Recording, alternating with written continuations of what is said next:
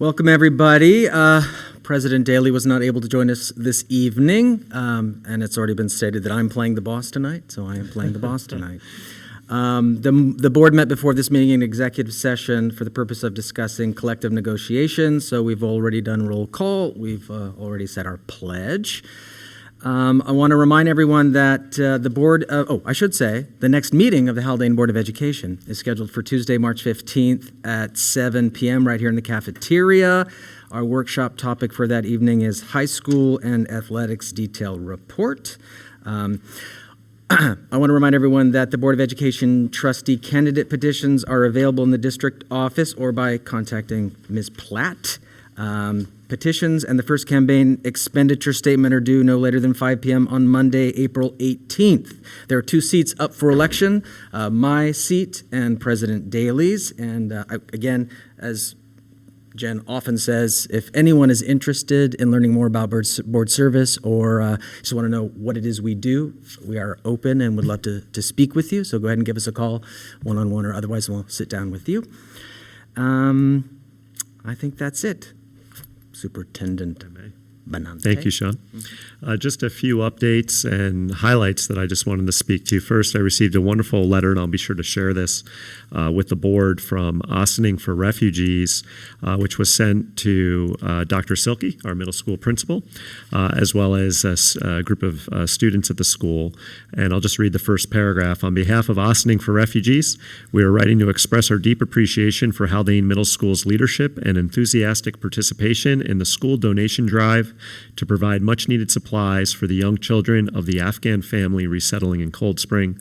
The family was absolutely thrilled to receive the beautiful new baby clothes, diapers, and other baby supplies. So I know Marianne will speak more to this next week during her workshop presentation and a little more specifics, but it was a wonderful letter to have received, and I know we're all very proud of Marianne's leadership and the student body at Haldane Middle School who supported that initiative. In addition to that, this past weekend, great community turnout for our boys basketball team and their sectional final appearance down at Yorktown High School. I felt like the majority of Phillipstown was in attendance. I know I saw Trustee Valentine and Trustee Daly were there as well. Tough loss in a very competitive game. Our boys had a great season, and that was something really nice to look forward to this past weekend, and I was happy to be in attendance with my family. And we're looking forward to next year. As the board's aware, we had a change in mask policy on campus last week. Just wanted to report that things are going very well with that on campus. We do have a number of students who are still choosing to mask, and we have students who are choosing not to mask.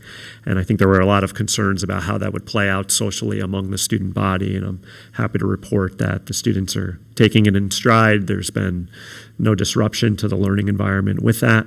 And I thank our teachers and our administrators for really setting a positive tone and expectation ahead of time in anticipation of that change.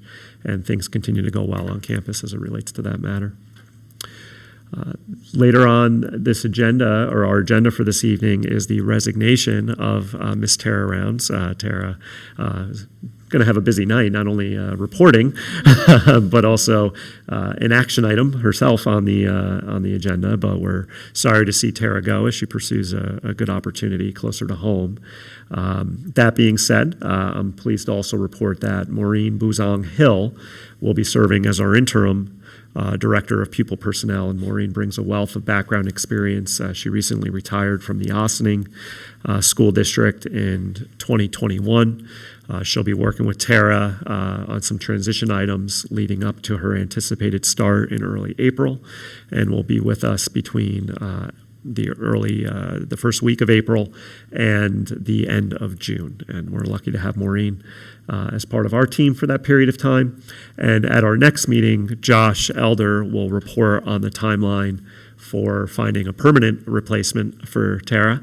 That process is underway, and Josh will provide a more detailed outline of what that process will entail for the board.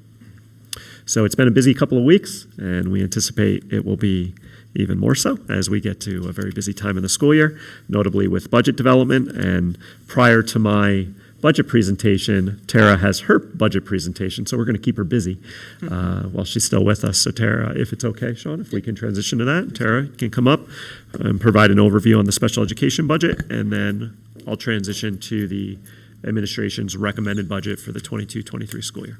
Okay. Good evening. Can you hear me okay? Okay, great. All right. So my presentation will be somewhat brief because I know we all want to hear about the budget from Dr. Benante. So I'll start with, often people don't know what Pupil Personnel Services covers.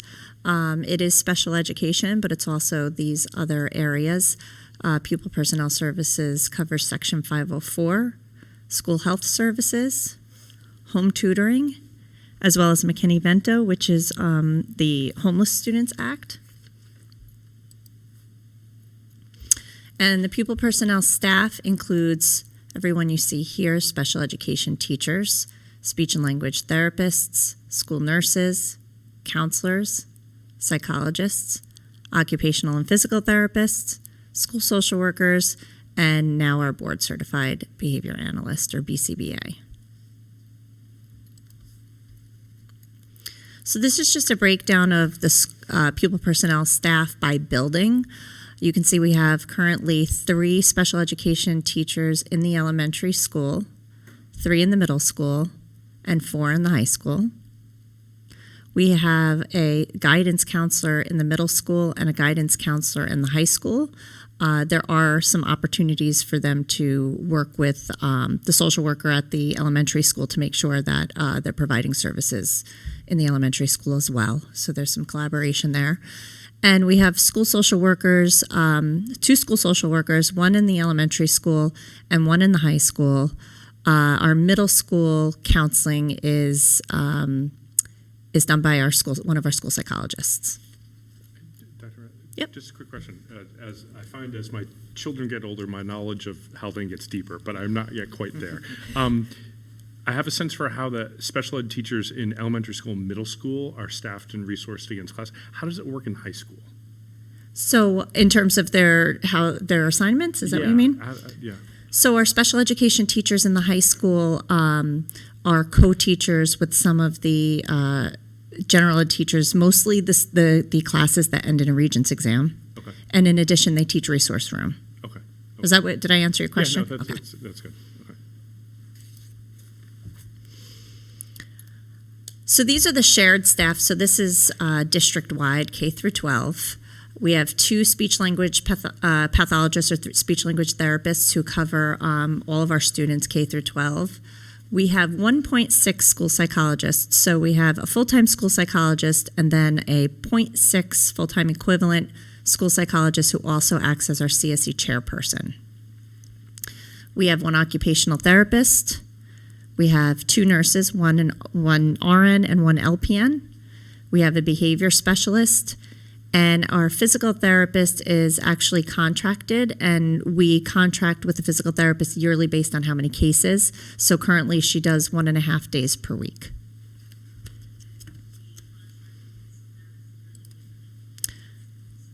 So the students that we serve, Haldane services students with disabilities, classified preschool students with a disability, and students that have Section 504 accommodation plans. And you'll see as we go through the presentation that some of those students are served in district, some of those students are served outside of district, and preschool services are actually, the actual services that they get are provided by the county, the Department of Health. But we run their CSE meetings, we coordinate that for them, we write the IEPs, and they're coming to Haldane in a few short years, so we prepare them for that. Okay, so these are the numbers for the overall budget for special education. So this is inclusive of salaries, benefits, BOE services, and contractual services. It does not include guidance, social work, psychologists, or health services. And one of the things when I was putting the numbers together with Anne, we looked at and noticed is that the 2021 school year, there was a larger gap between what we anticipated and what the actual spending was for that year. So that was last year, and it was a very interesting and unique year with the pandemic and everything that went along with that. What we found was the difference, and you'll see the difference on the next page as well, was in 2 students who were anticipated to go to out-of-district placements didn't go for one reason or another, either moving out of the district or parents choosing to send to private school. Other services were reduced or they were not offered due to the pandemic, and this includes some evaluations that are done outside of district, some tutoring that's done, ITSP, which is a therapeutic service that a temporary therapeutic service that we sometimes use. We didn't need to use those funds. So there were several areas where, as I said, the services just were reduced or they weren't offered, and we didn't use them. So if you look here, these are our BOCES placements and services and other placements. So these are the funds that we use for students who need out-of-district placements. And that same year, you see the difference. And as I said, that was due to just a difference of 2 students.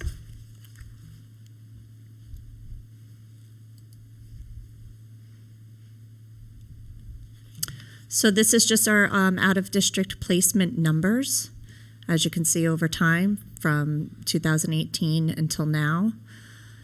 If you see for this year, you'll see it says 7 plus 3 students billed to another district. So we have 10 students that are placed out of district that we are responsible for. We're responsible for their education, monitoring their progress, having their CSE meetings, determining what kind of services they need, but 3 of them that we are not responsible for financially because they're billed to another district. As you know, we have Garrison High School students who come here, and they may have been placed by Garrison and then are billed to Garrison. So just because this is a budget presentation, I wanted to tease that out a little bit.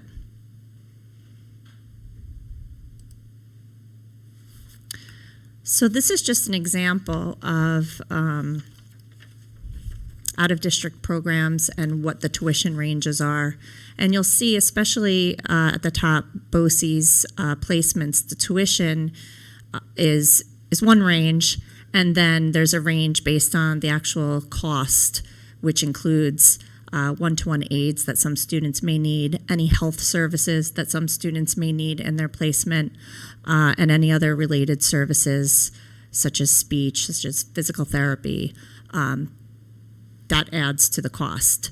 If you see the other 3, Westchester School for Exceptional Children, the Center for Discovery, and Green Chimneys are other private day schools and residential schools that we sometimes refer students to. And those tuition rates are including the supports.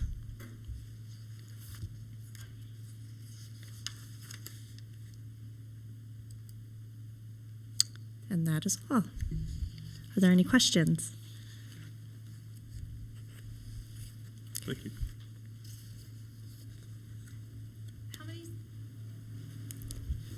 How many students at Haldane are served by this budget? So in total, in district or In district, so not out of district placements when you send them out. So we have in total 108. However, some of those students go to that are included. They are recommended for services here, but they're parentally placed. So we provide their related services. So on campus, around 87.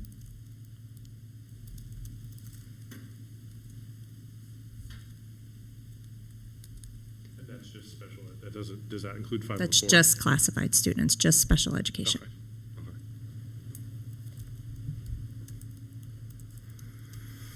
Any other questions? And it's sort of a tricky question, but just so we sort of have a bare understanding. How do you gauge for what you don't know? Because obviously you don't know what a student's going to need until after you're sitting down with the family and figuring out their services. But, Right. So is everything just sort of based on what you had the previous year? Or sort of how do you formulate that? So we start with we do a rollover budget. So we start with what we calculated for the previous year.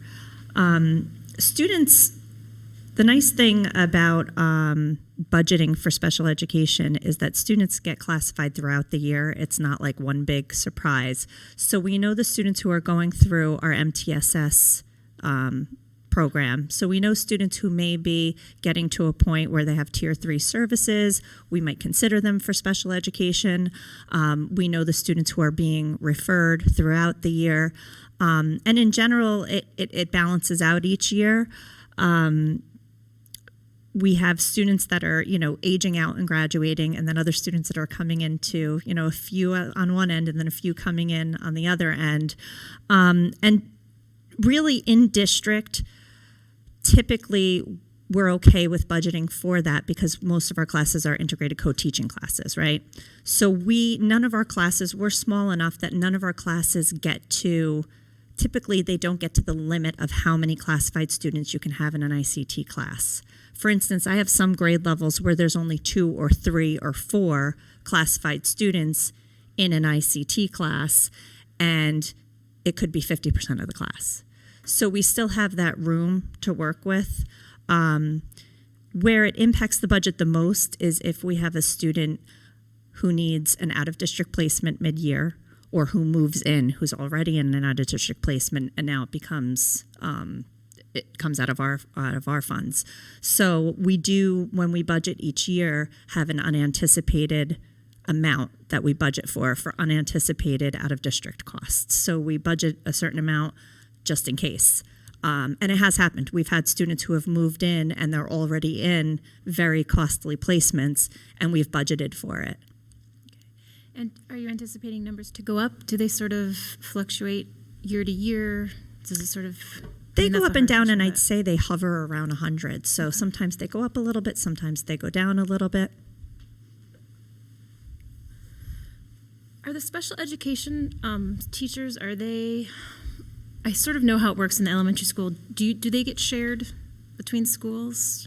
The 2 that we know of in the elementary school, do they also have shared services in other middle school, high school? Assignments. Mm-hmm. So sometimes. Occasionally, we need to share between middle school and high school, depending on the numbers and how they shift from year to year. And then occasionally, we have to share between maybe one teacher between middle school and elementary school. So for instance, the 6th grade special education teacher is a certified elementary teacher.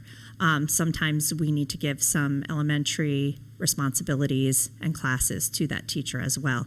And it fluctuates, like I said, based on where the numbers are every year. This year, we do not. So this current year, each special education teacher is assigned to one building. Thank you. Thank you. Any other questions? Okay, thank you.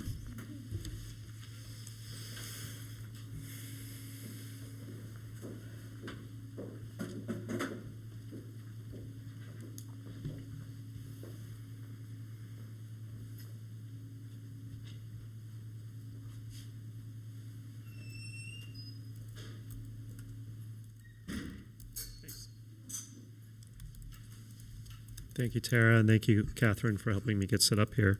So as the board's aware, this is the time of the year where the administration makes an initial budget recommendation to the Board of Education, and we're in the period of time where over the next 4 to 6 weeks or so, 4 or 5 weeks, the Board of Education can provide further feedback to the administration to make any additional adjustments to its recommended budget as we prepare to present a budget to the community for vote in May. So I'm encouraged, as we've shared with you or alluded to in previous presentations leading up to this, that there are some factors that are in our favor as we plan for the upcoming school year, most notably the restoration of foundation aid.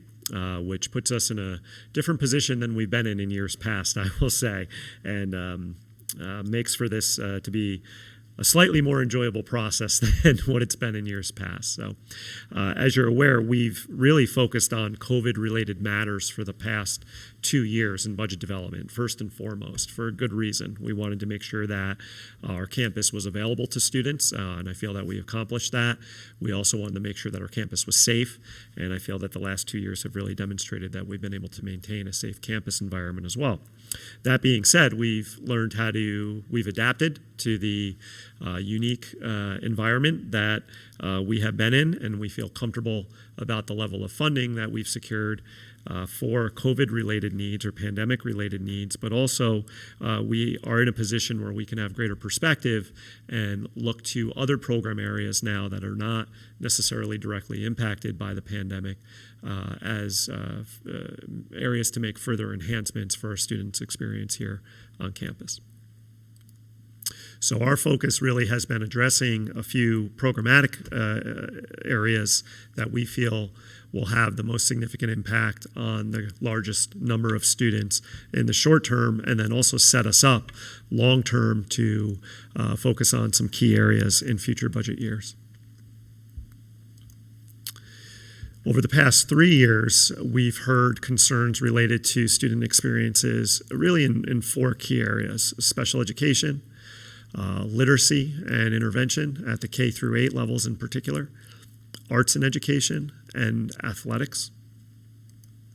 And as we developed a budget recommendation for the board's consideration, and as we continue to refine that in the coming weeks, we're trying to maintain the elements of Haldane's culture that we think make our district unique. And that really comes through the nature of the relationships that our staff and students and families have with one another, our ability to forge effective partnerships with community organizations, and balancing program opportunities across academics, athletics, and the arts.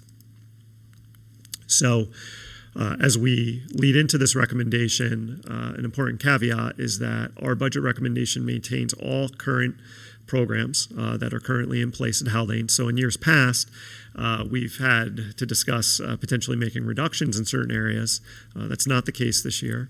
We're maintaining all current programs that are also in place, and we're further establishing funding for master scheduling and planning, literacy and intervention training, the facilitation of a special education program review, enhancing our arts and education program experiences for our elementary students, and also committing a level of funding to expanding the paid assistant coach positions that we have attached to our athletic teams. And I'm going to drill down into each of these a little bit in the next phase of the presentation.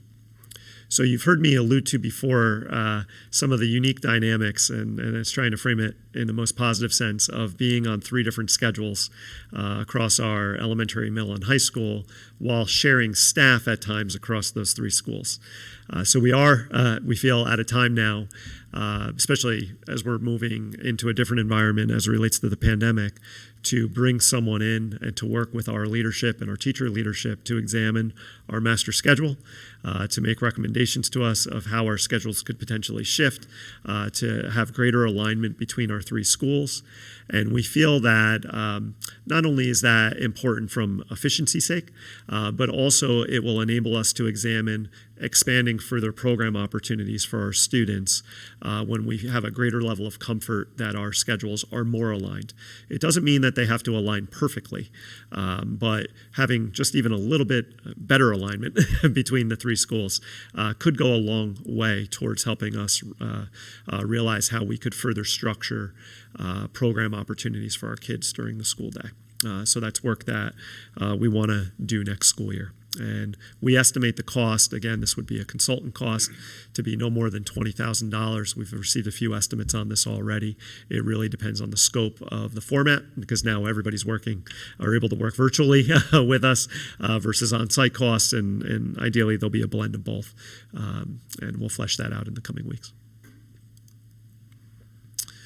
You've also, as Tara just alluded to, our MTSS plan. We've had discussions with our principals over the last couple of years regarding literacy instruction and the state of literacy readiness, in particular at the elementary level.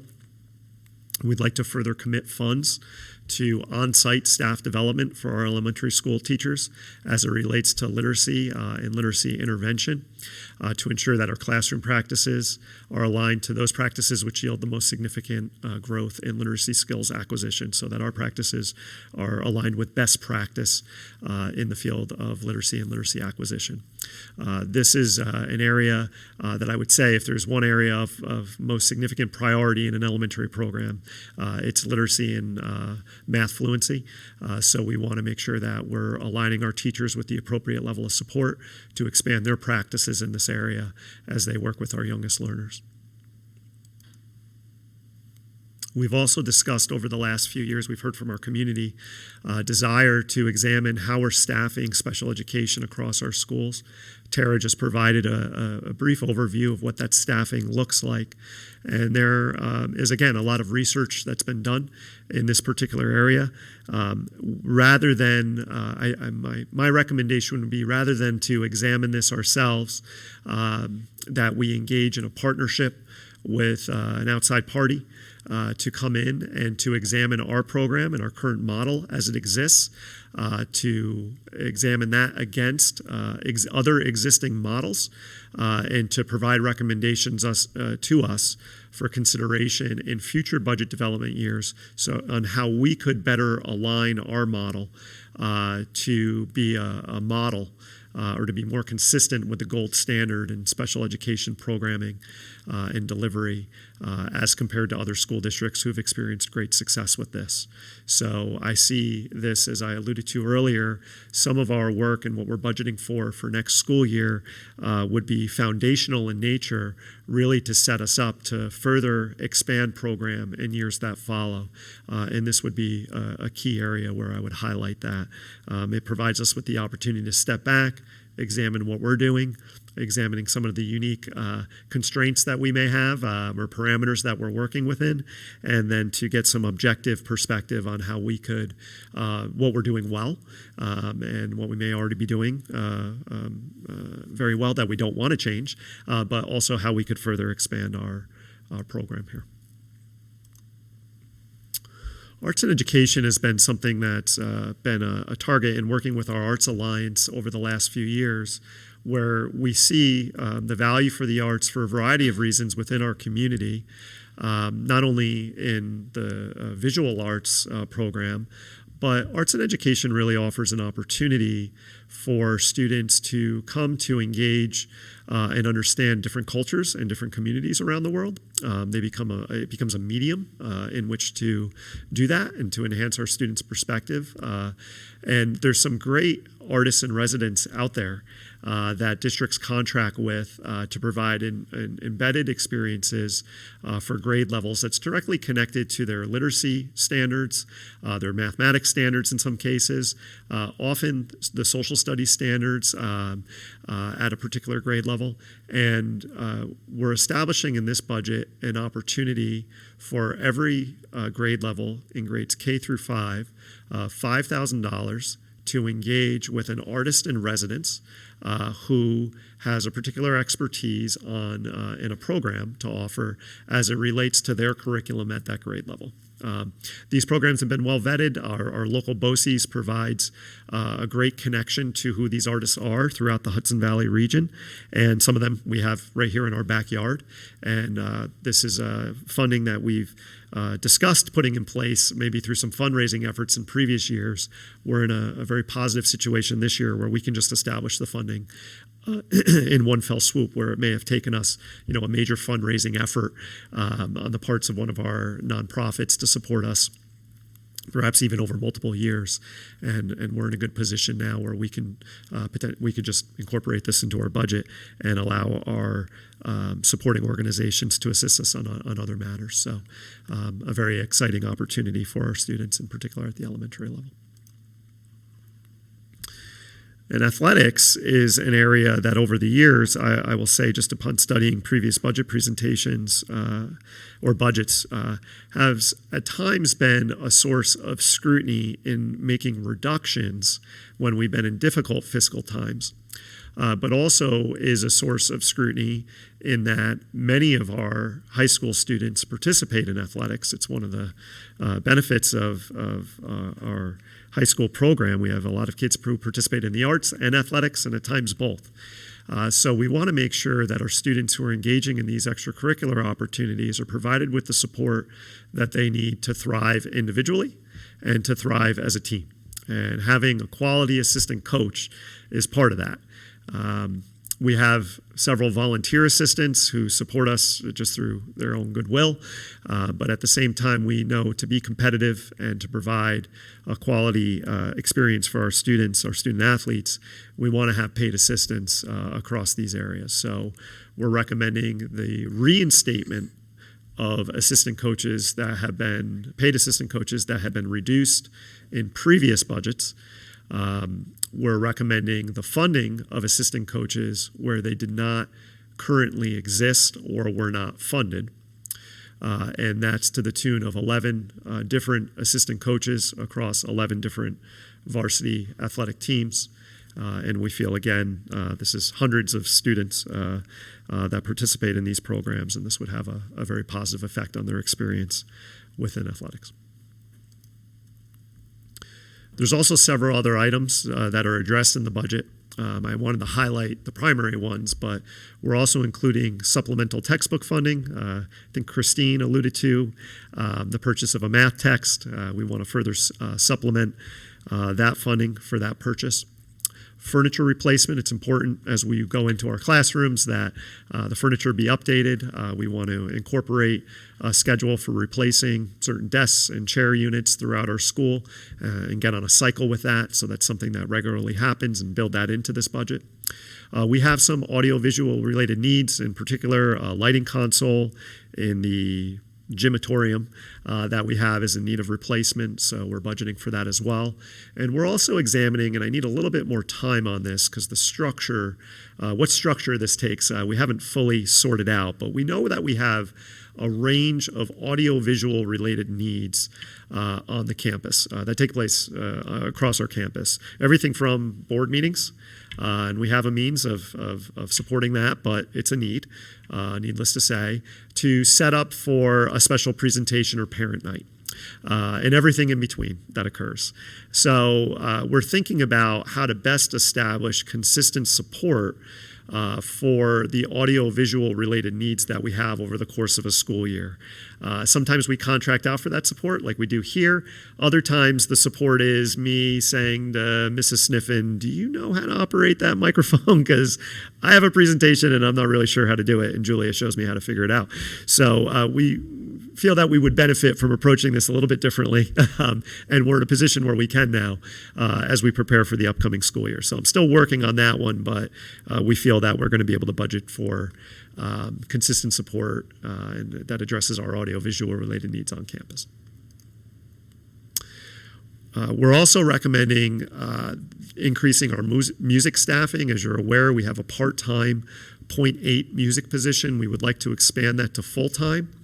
And Mr. Elder and Mrs. Sniffen have also been working on securing Haldane's, exploring, I should say, and potentially securing Haldane's participation in a program at BOCES that is really designed for small school districts like ours to participate in recognition that we don't have a significant level of staffing to provide electives or a robust elective program as a larger school would. So BOCES has pooled their resources with other smaller school districts, and we are looking to participate in this program where our students, that would open up elective offerings with students across other smaller schools to participate in.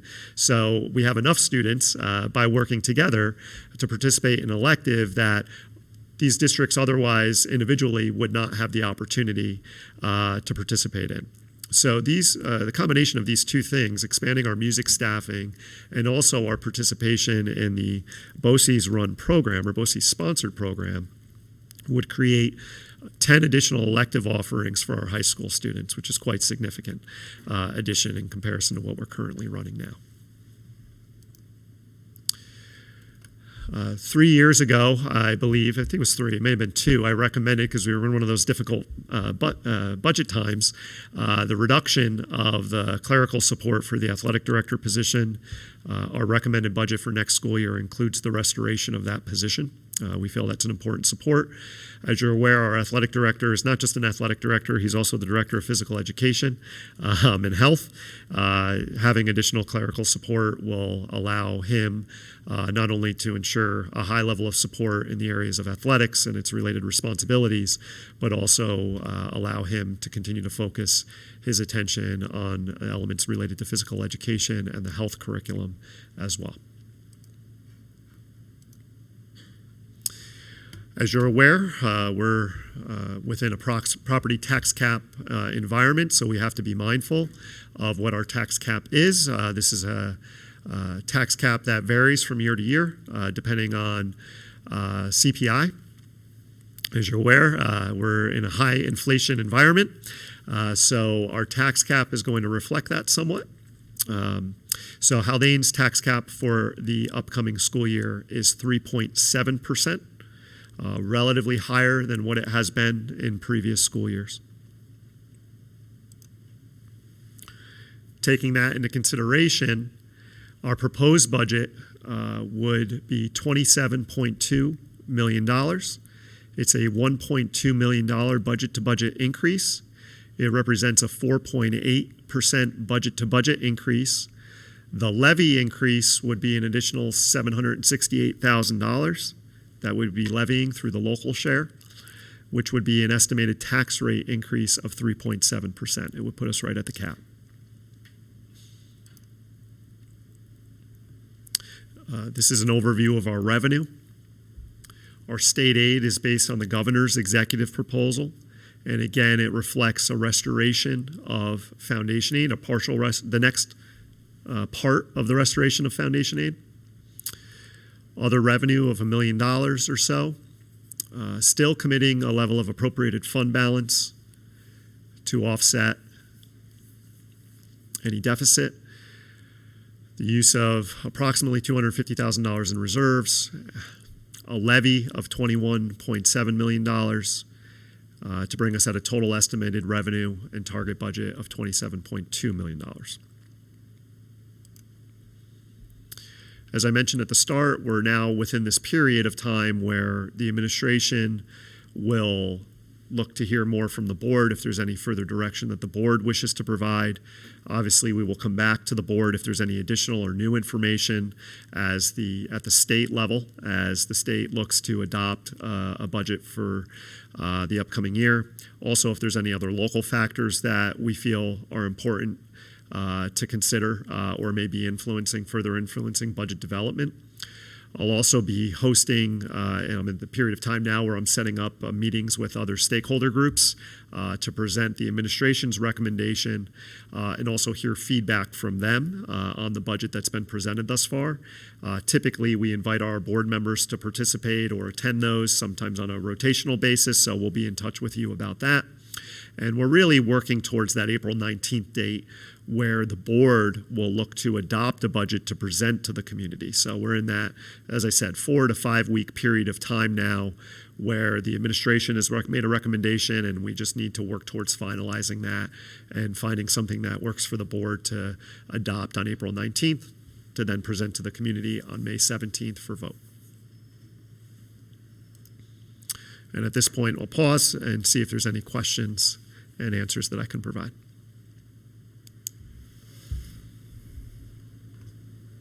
John's writing away. So Yeah. he's gathering his I'll be sure to give good wait time.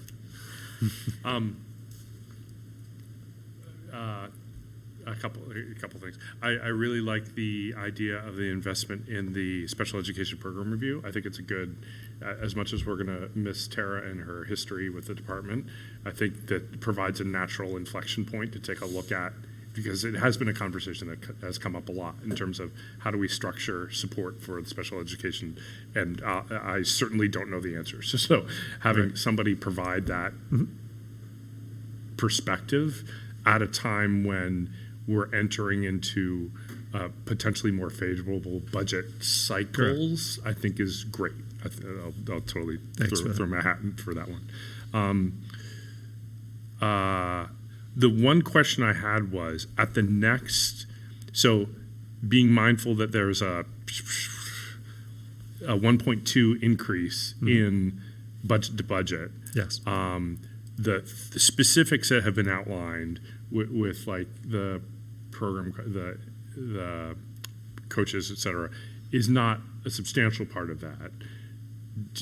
As I understand, the numbers on the page are about $150,000. There's headcount, there's a 0.2 headcount, there's the OC. I was just wondering is, of our natural rollover, Right. is there going to be an additional level of breakdown for where that, because it feels like we're having that the total budget's going up by a lot, but I can't feel that. Does that make sense? I hear you. Okay. All right. I think we can speak to this perhaps in a future discussion, but part of our increases obviously is salaries are increasing. Yep. Health insurance contributions are increasing. There's certain TRS contributions or ERS contributions that are increasing that are all related to our net budget to budget increase. Yep. That being said, the net value, I probably have it a little higher than what you had shared, just with the 0.2, the OC 21, the clerical position that are included here. That being said, we've tried to really hone in on that few $100,000, if you will, and where could that have the most significant impact on the most students. Okay. And we outlined those areas with you tonight, but I hear you when you say you want to make sure that the budget to budget, that value of 1.2 is, if at all, there's room to frame that in such a way where we recognize the value that comes with that as those increasing costs. And I think something that I'm being mindful of or will be mindful of is when we say maintain all existing programs, a reminder that we have some of the lowest class sizes in the region. And that's a good thing. That benefits our students in many ways, and we're maintaining that in this budget, and that comes at a cost. So that's something that comes to mind. And to be fair, last budget cycle, my memory is horrible, so I can't remember beyond that. But last budget cycle, we had personnel reductions through retirements and TA attrition. So I see none of that on the table. So Right. that's right. I get that. Right. The last very tangential question was: Does any of the OC 21 is any of that offered digitally or virtually? It is. It's primarily offered virtually. It's I would frame it as it's blended in that it's largely virtual. Yeah. But they do have opportunities strategically placed throughout the semester where all the students come together on the BOCES campus, usually as part of a special presentation. Okay. So just to give you an idea, I thought there would be a question about that, and I just happen to be aware of one of the courses here, sports management, media, marketing, and analysis is one of the courses. It's actually considered a math elective. It's offered in the fall. It's virtual, but they'll bring the students together on the BOCES campus, and they may have a sports agent as a special presenter just to talk about some of the uniqueness of what goes on when you're representing clients as an agent associated with a professional athlete. Or they may have someone who's, again, more on the some other element of the management end, maybe an assistant general manager come in for a professional team and talk with the students and about what goes into management on that end. You often see one side of it on TV, but there's a lot that goes into bringing people into a space or a large sports athletic space for an event or something like that. Or so the opportunities that they have on campus usually encounter bringing the students together around a professional who's working in the field to further expand students' opportunities to connect not just with one another, but with someone who has been doing work in that area and what they've been studying for the semester. So blended model, I would say, of in-person, synchronous instruction and asynchronous instruction. Cool. Thank you. Yep.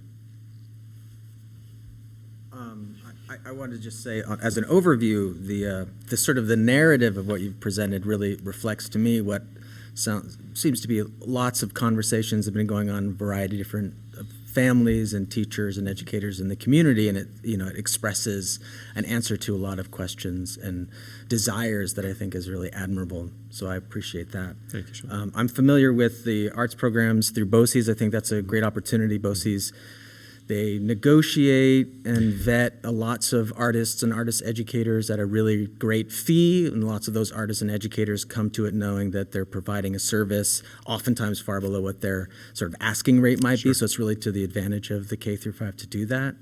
So that's, I think, other districts have done that for a while, and I'm really glad to see that we're moving in that direction. I wanted to know about with the special education program review, when was the last time we had done that, or have we done that before? And if so, when was that?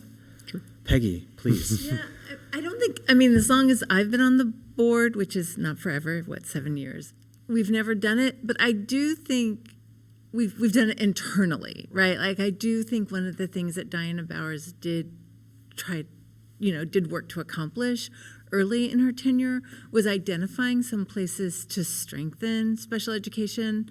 So, I mean, honestly, I know the end of her tenure was a little, rocky in terms of budgets. We had some really difficult budget periods, but I would say that early in her, in her tenure here, she did look, I think, in a productively critical way, was my perception of it, but not bringing in somebody who's, right, superintendents are experts at lots of different things, but don't have the deep expertise of somebody who's just a special education expert. So I think this is the only time we've done it. I mean, and I think, again, this is my personal perception of what's happened over a number of years, is that there have been efforts to improve the special education services offered, but that this does take it potentially to a very different level. I mean, I think the way that Dr. Benante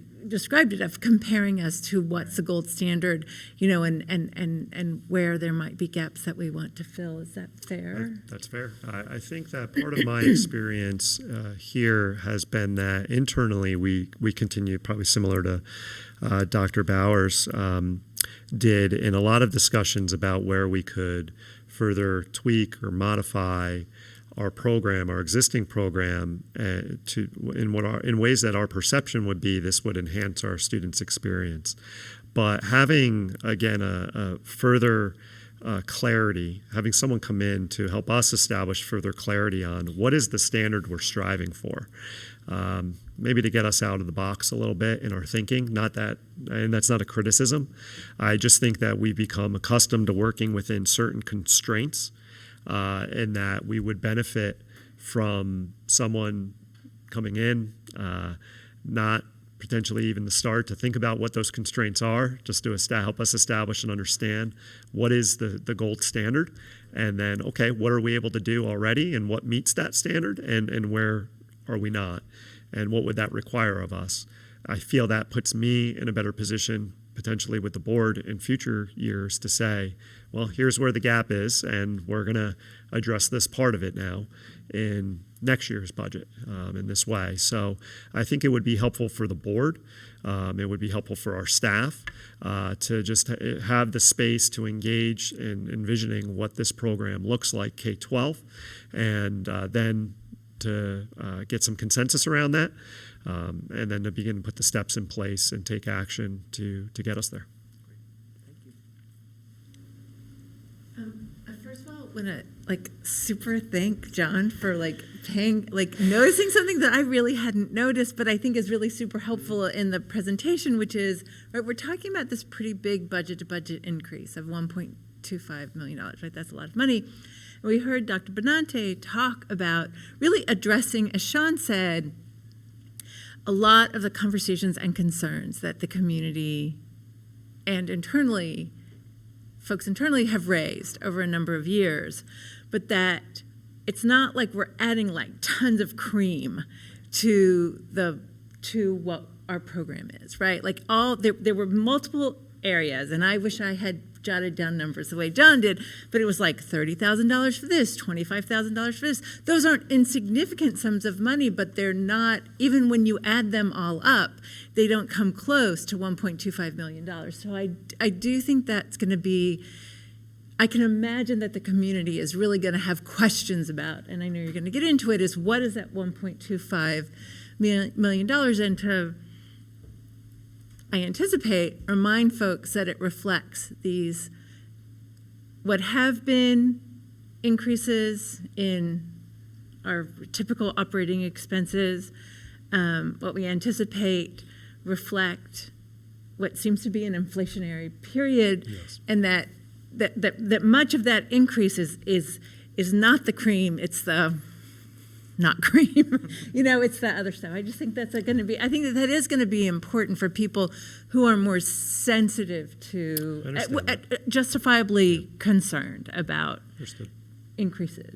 Yeah, I think in framing it, and it's just something I'll have to sit with a little bit more, is we can't, I've described some of the programmatic enhancements that we can make. I would just be wary of, I can't take the $1.2 million and make it into something it's not, right? So, not to use the proverbial, some of it's the cost of doing business, right? That you're a year further into contracts, work agreements, and such, and that there's a cost that's associated with that, and some of the others that I pointed to. What I am trying to be mindful of, something like enhancing our high school students' ability to potentially take 10 different electives. We're doing so in a very economical fashion, but there's an incredible value, I would say, attached to that I want to make sure I capture, in that we found a way to do it economically. And as if you were to look at that number just compared to 1.2, you wouldn't say, well, that's a big piece of that pie. But that being said, there's 10 different elective opportunities that did not exist this year for our students in place. It doesn't carry a significant cost, but if I said it was $400,000, how much difference would it make? Because it would cost a lot of money if we had 2 teachers that we were hiring to teach 5 sections each of electives. That would be about $200,000. So we're just finding ways, again, to do some of these things economically while still incurring the cost associated with, obviously, what we've always done well. I mean, normally it feels like year after year after year we found ourselves in positions where the normal increase of maintaining our program is requiring reductions and efficiencies, and year after year after year that's been the case, and it is certainly feels rather luxurious for that not to be the case. Yeah, and I think and I know you do, but I want to make sure that we are communicating that we're doing these extra things, but we're doing them as economically. It's not like we're just tossing all this stuff in. It's super thoughtful. And actually, OC21, Haldane was doing OC21 we were at one point. And I remember it. I mean, kids took like fantastic courses. Mm-hmm. I mean, I can't remember things, and they enjoyed the experience of going to BOCES and meeting other people. I mean, I think already our high school, in my experience, a bit dated now, has done a fantastic job of really finding figuring out ways to personalize students' educational experiences, really meeting kids' individual needs in a pretty impressive way, given how small we are. And this is just another opportunity to do it in a less case-by-case kind of way. It's like we're opening up these opportunities that have really become available to lots of kids. And I think that's fantastic. Thank you. Could you give an example of an artist in residence program, and how that is it more than, not just, but is it more than lessons? Is it more tied into a curriculum, or sort of how that? Mm-hmm. Yeah, so I've worked with a few in the past, mostly in my experience as a building principal. Let me think back. We had an artist in residence working with our 4th graders. A common area of focus in our 4th grade social studies curriculum is colonial America and the kind of pre-revolutionary, revolutionary war period of time. We had an artist in residence who was a playwright who came in and had a series of mini plays, excuse me, Sean, if I'm not getting the terminology right, that the students engaged in that were centered around that time period. And they came to learn. They played a role in drafting and creating them. He had a base that they worked from just because they were fourth graders and it was a 2-week residency. So we had to we had to give them some to work with, and the students played a role in revising the plays, learning the plays, rehearsing, and then performing the plays for each other. And there's usually an evening experience attached to these, so there's a culminating performance for their families. So they went to the local high school auditorium and had a chance to perform these plays, which were all related to their social studies experience in a real engaging manner for their families in the fall. That was one. And that was centered more on theater, obviously. Then, let's see, there was one. We had an artist, a very popular artist, Motoko. I don't know if she's still out there. She was our third grade curriculum. Again, social studies, language arts related, humanities related, centered on communities around the world. Motoko was a Japanese artist in residence, so she came and worked with our third graders to speak about, so they could learn a little bit more about Japanese culture. There was a visual arts component to her, and also a song component, so they would learn different songs. And again, there was a culminating experience for their families where they got to share some of their artwork, which was reflective of Japanese culture. And they also got to share different songs that they had learned, and there were elements of Japanese language that they had learned as well that they were able to share with their families by the end of the performance. So those are two that came to mind. Again, as Sean alluded to, there are probably hundreds of artists in residence that are available to us, each with a particular area of focus. And really what our plan would be is to inform our teachers that you now have this funding available to you. Please look at the artists who are available, find who may be a good fit for your grade level and your program, and then let's work together to engage them for next school year at some point to work with your students. And generally at that level should be maybe go a little further into a 2-week residency, depending on the artist. The rates vary a little bit, but the artists understand that schools have limited funds and generally want to work across somewhere between 5 and 10 sessions with our kids. And also the music teacher, you're going to move that to a full-time? Yes. So is there a specific designation for what that teacher will be doing? So that would be the additional 0.2 FTE would be designated for increasing elective offerings specific to music at the high school level. Okay. And with the assistant coaches, how is the salaries for those assistant coaches, is that split evenly, or is that depending on the size? Football gets what, fourth assistant? They vary slightly. These are negotiated as part of the teacher's contract, so they're all Schedule B assignments, and there is some slight variability in the stipends, but generally they all fall, no pun intended, in the ballpark of one another. Of what? I'm sorry. The ballpark. Oh. Baseball was that game we used to repeat that play, one more but time. Okay. due to labor strife, isn't being played anymore. Cool. Thank you. You're welcome. I think that's it. Great. Great. Thank you. Thank you so much. So much more to come. Thank you. For sure. Oh. I'm going to step away, Catherine. Yes. And I'm going to let you do this next Fortunately, part. that's right. Sorry. Nothing embarrassing was revealed in that, so. Ms. Platt, Good to you go? demonstrated exactly what I need to hear sometimes, which is just don't do that. I know. But So direct, I sometimes appreciate people it. are reluctant to say. Thank you for saying it. Great. So now we're moving on to communication from the public. This is about special presentations and agenda items. I'm going to read our paragraph. The Haldane Board of Education desires and values input from the entire school community.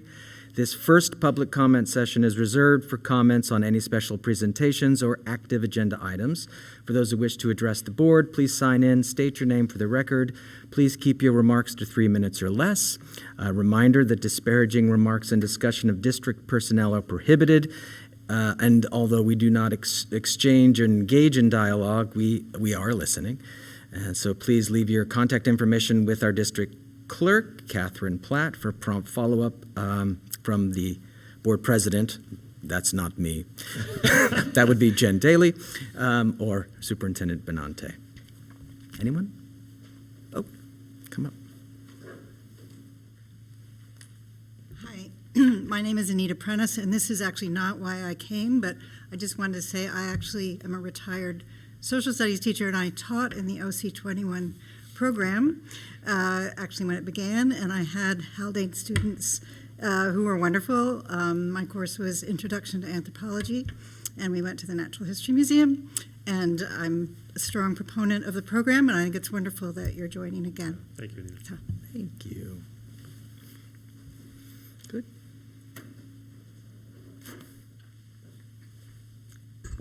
Hi, Teresa Lagerman. I'm with the Learning Differences Committee. I just wanted to make a couple of quick comments in appreciation of the special ed review. On the one hand, I think the timing is really smart because we're bringing a new PPS director. So I think doing this would really benefit the new PPS director. It would help them hit the ground running. So I think it's a really good use of funding. And also the funding devoted to addressing literacy, I think it's a really smart investment. I think it's something that in the long run could end up saving money that ends up being spent in out of district placements. So I think both of those are really smart long-term investments. The one thing I was unsure, and maybe I know there's not dialogue, but if at some point it could be clarified if this is a one-time investment, particularly the literacy funding, or if it's something that might be an ongoing expense that gets added to the general budget. But thank you. Thank you. Thank you so much.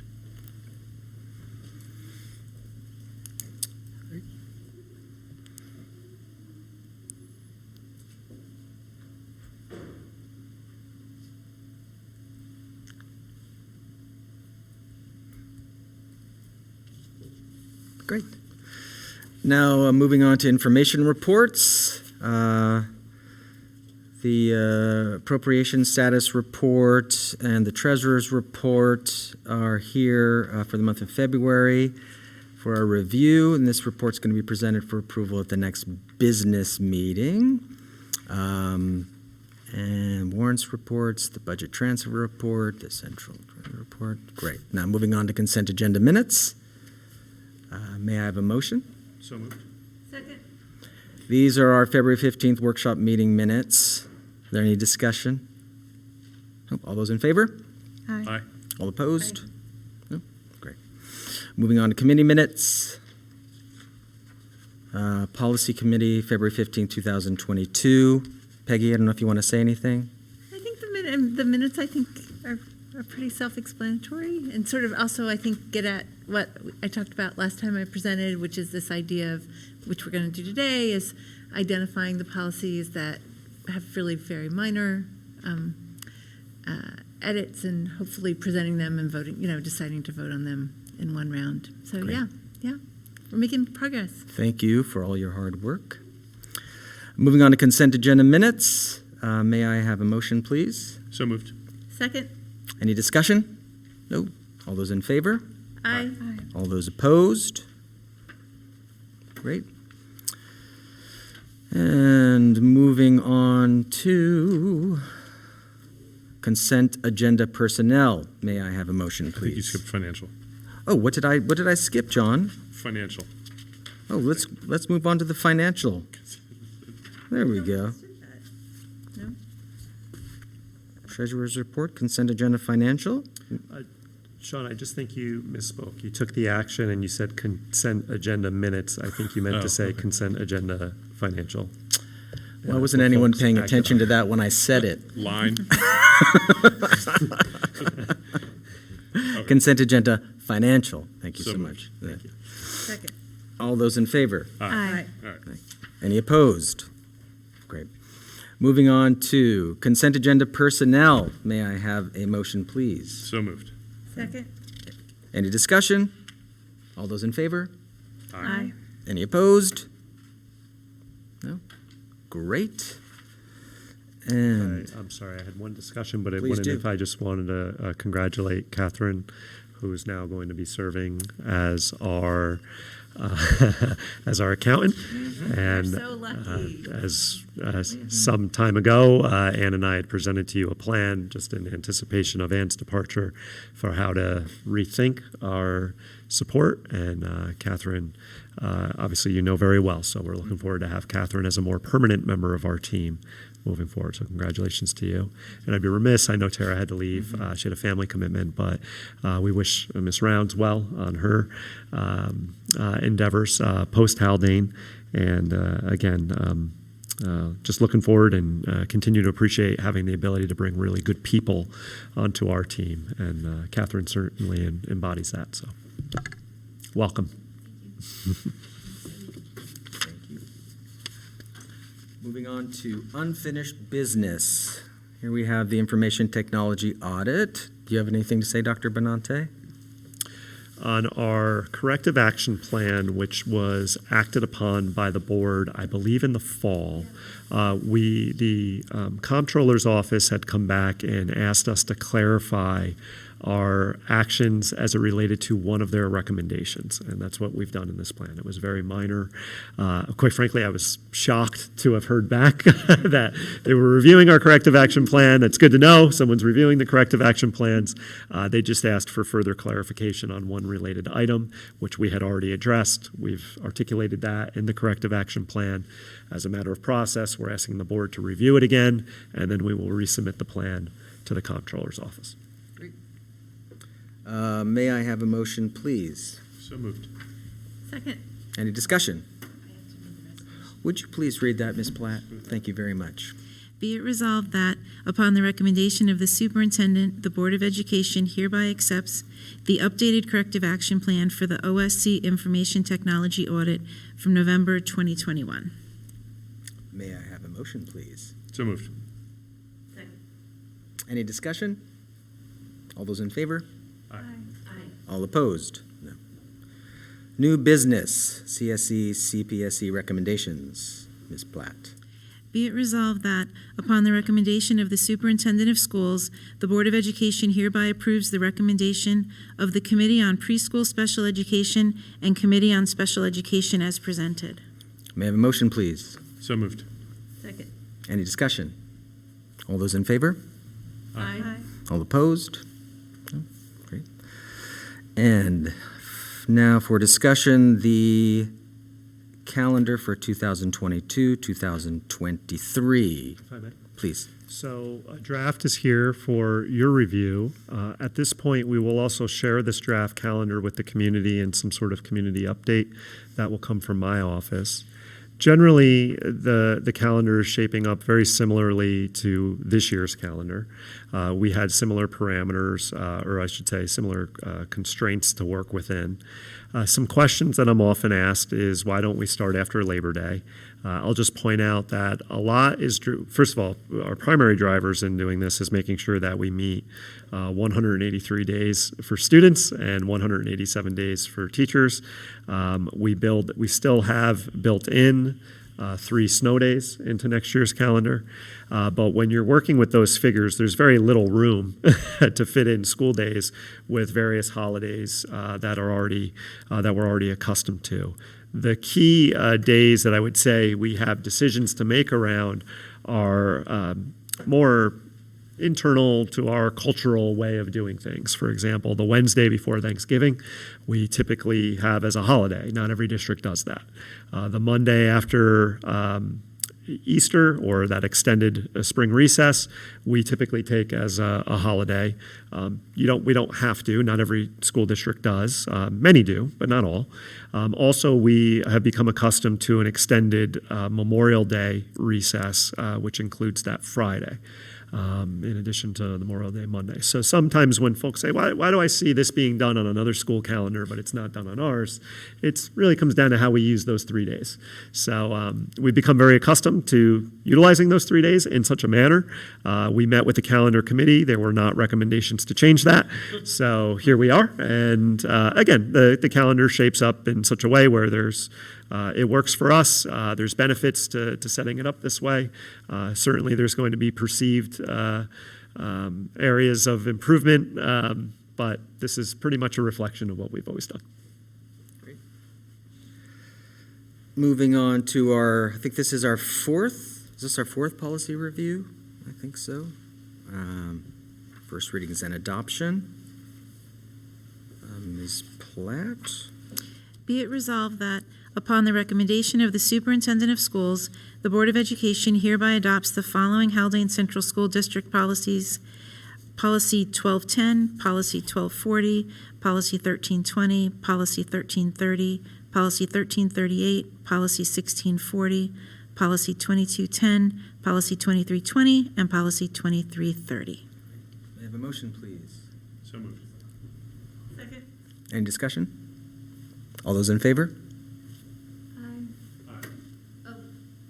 Discussion, please do. Let's talk. I just want to make clear that if, this is the opportunity. This is the time. That if folks don't want, right, we don't typically adopt them after the first reading. Yep. But if folks had concerns, this is when that would happen. I just wanted to mention that. But like I said, these changes are pretty minor. But also, doing this also provides people with the opportunity to read more policies. I know.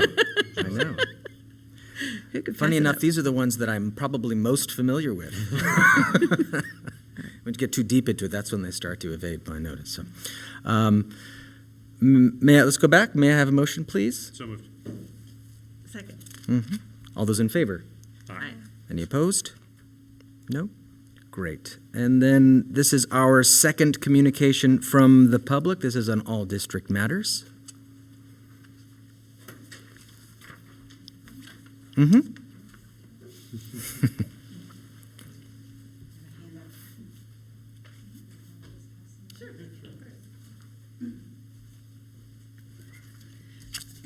Hello again.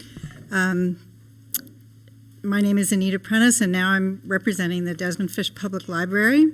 I'm the president of the board, and I wanted to just share with you this evening an initiative that's taken place between our two libraries in Phillipstown, Butterfield and ourselves, and the two school districts, the Garrison Union Free School District and their DEI committee, and your Haldane PTA EDI committee, which, as you know, is a very active and engaged group of people concerned with social justice. And a few people from each of these institutions have been meeting. It really started a year ago when at our library we offered a Zoom program that had a lot of participants. It was called a bake-off, and we had a lot of families participate, and it was Zoom bombed in a very painful and racist way, and we actually joined together. At that point, we held a community forum, again online, because of COVID, but started a discussion about wanting to work together and wanting to do something for Phillipstown and to make it a better place for everybody who's here. And so the result of that is, after a lot of ups and downs, that we've developed a survey. So this survey reflects the input of 4 institutions. It's short. It's available in Spanish. We hope everybody will take it because it will help the library's program. It should help the schools with programs and initiatives. And we also have now in place a committee with representatives from each of these institutions that we've already started talking about possible activities that we can all do together, whether it's a multicultural cooking day where everybody participates, or a library of humans, or workshops and speakers, but lots of ideas that we're starting to share together, which, I think all of us on the committee are really, really excited about and look forward to working together. So I hope you take this survey. You can, just scan the QR code with your phone or enter the URL. I could leave I have more flyers. I think you... We'll be distributing that survey on Friday through lovely. our school email blast. So, Thank you. Yeah, so don't worry about the handouts. I think that goes to, by last count, 4,000 people, so students included. So That's wonderful. Thank you so I think it'll be much. well distributed. Thank you. Thanks. That's great. Thank you, Anita. All right. Thank you Any so much. questions? Nope, thank you, Anita. Okay. Thank you. Thanks. Oh, actually, I do have a question. Please. What are the plans for sharing the results? I mean, what is the timeline and the plans for sharing the results? Very good question. So our goal would be 700 responses. We'd love to get more than that, but we think that would be a good sample of the community. The comprehensive plan survey that was done last year, they got a little over 700. The Phillipstown Community Congress a couple years ago, they got around 700. So that's our goal. We started distributing this on Saturday, and we have 70 responses right now. So we have a ways to go.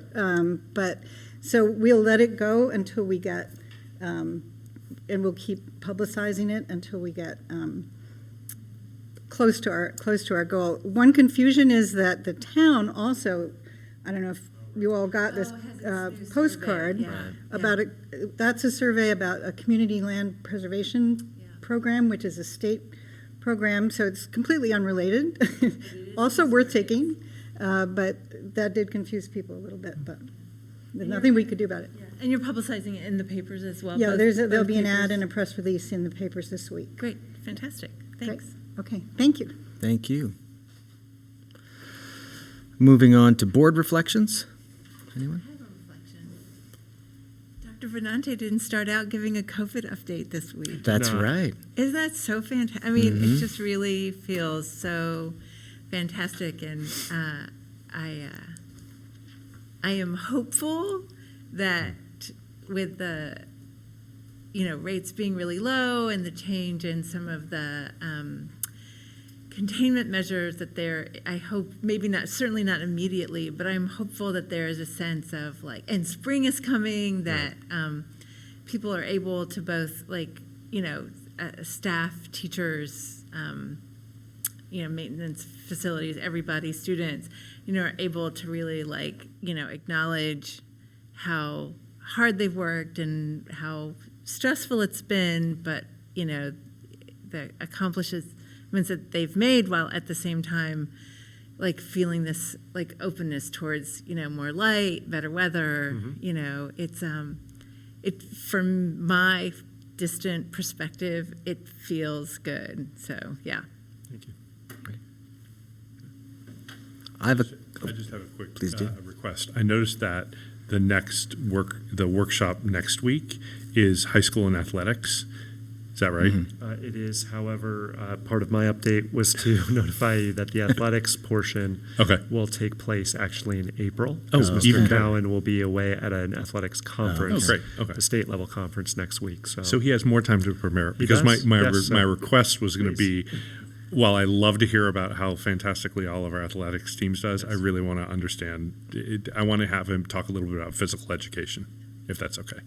Absolutely. The reports are for you. So Fantastic. Good. And health. Sorry, PE and health. Yes. I have two things that I wanted to share. One, and that Ms. Prentice is here this evening. I had the opportunity to participate in a community conversation that happened after the incident that you referred to that I thought was just really extraordinarily well done, in which all of those who were harmed in that experience really had the opportunity to sort of take the platform and speak to their experience, and I felt like it was it still, for me, resonates to this day about the way to manage and handle these kinds of incidents in a responsible way. So I thank you so much for that, and thank you for this too. And the other thing I wanted to say is that in spite of my less than stellar performance this evening, I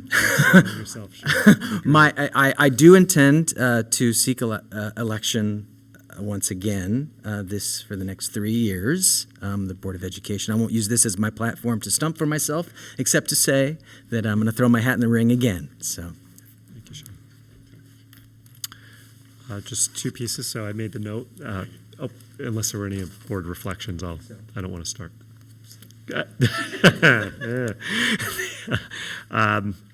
Two just things I wanted to mention. One was the note about next report being altered because Dan's, so Julia will present, but Dan will present in April. The second I forgot to provide as part of my initial update was that we had a positive response to the RFP for the campus master planning process. We received 3 bids for that work, and we're now going to enter into the phase of reviewing the bids as we also work to solidify the committee. I just wanted to put it out there that we would we need board members to be a part of interviewing the firms that have responded. We don't need a commitment tonight, but if you could consider that, if you would like to be a part of interviewing the firms, we plan to do so. I will send the board the dates. We plan to do so one each week.